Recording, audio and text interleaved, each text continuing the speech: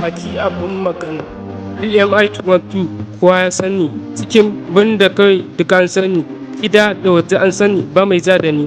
Talaka ɗan kawai yau wai zai za da ni, fage na soyayya wai zai kara da ni. Kar ki share ɗan kawai ki zo inda za ki huta, akwai kuɗi akwai mota akwai hero akwai dala, shiko sai dai ki kare cikin wahala. Talaka ɗan kawai ka je ka nemi daidanka, wannan tawa ce ba haɗi ta fi ƙarfinka.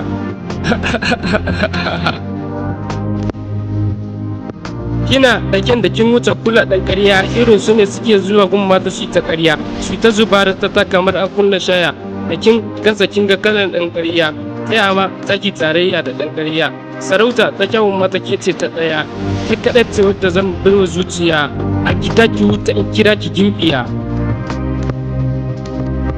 Kai talaka ɗan kawai ka iya bakinka, ta ma za ka haɗa kaina ma da kanka, ka dubi shigata ka duba taka, iya wanka har na banza ma an fika, ilas agogona shine jarinka. Ki dubi shigata ki duba tasa, ki dubi shigarsa bai ma iya rike kansa.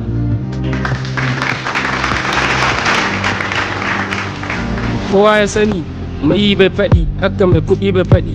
Ga nama babe ta yaya za ki ɗauki yaɗi, hausawa sun ce a san ka a san sana'arka, shi yasa ko ina ni ban ɓoye harkata. Irin su ne suke zuwa su ɓata rayuwa ta mata, su ce suna da kuɗi suna da mota, in an bincika aka ko keke ma bai da.